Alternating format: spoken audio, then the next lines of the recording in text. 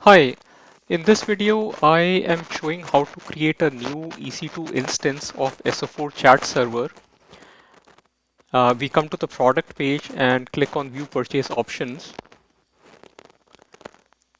We first have to subscribe to use the software which I have already done before. So I will click on continue to configuration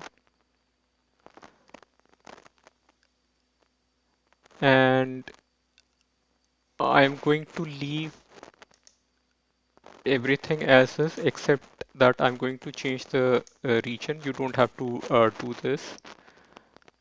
Then I continue to launch and I'm going to leave the EC2 instance type as g4dn.xlarge. You have to use a EC2 instance which has a NVIDIA GPU and which understands the CUDA instruction set. And I'm going to leave everything as is. You might need to add a key pair in order to SSH to the machine. And you can click on this button which says create new based on seller settings to create the security group settings for the first time. The security group has to be set up to open port 22 to be able to SSH into the machine, and port 8080 is where the chat server is runs, and that should also be opened up. So we click on launch, and we can view the instance by going over here.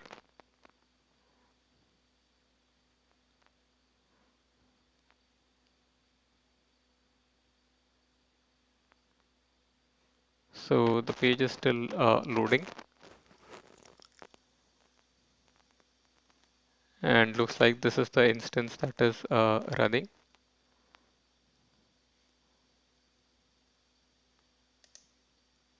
And I can connect to the instance. I'm going to SSH, so I come to this particular tab. Then I copy this command. I go over here. I can paste it. And for some reason it shows as root, but you need to use Ubuntu over here. That's the only thing you need to remember.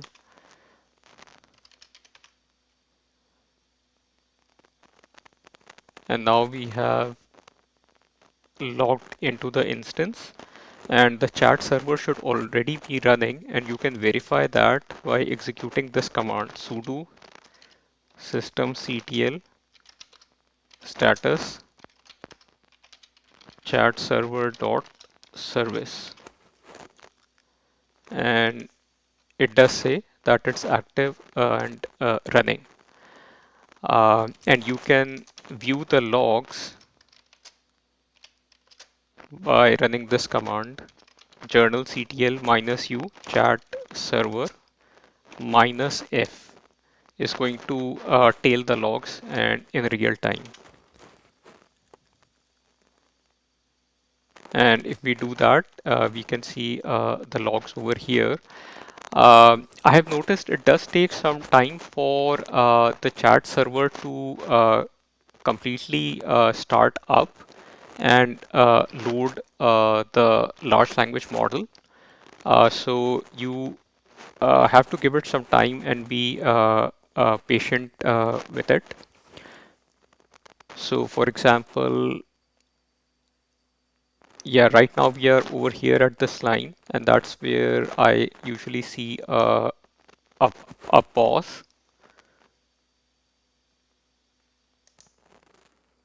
Okay, finally we are done, and you can see that it took a full 20 minutes to offload the layers to the GPU. I'm not sure why it takes so long. My best guess is that this has something to do with NVIDIA, but anyhow, the model is loaded to the GPU, and we can keep scrolling down, and we can see that the server is running. Let me open a new window, and SSH to the server once again. So I'll go over here.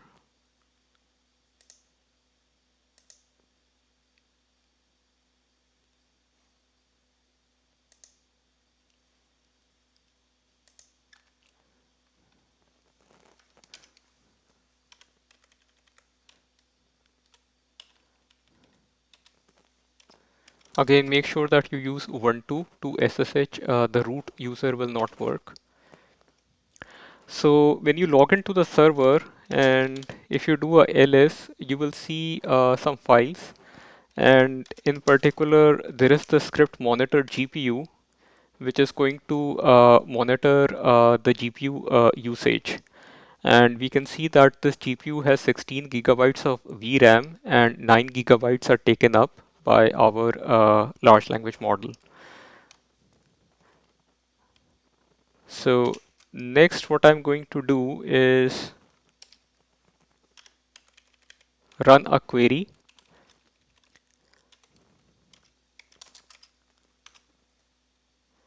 and I'm going to use this script demo1.js for that. So this script makes a query to the chat server and it asks who is Sherlock Holmes. And we have turned rag false, which means rag is off. So let's see what happens when we run this query.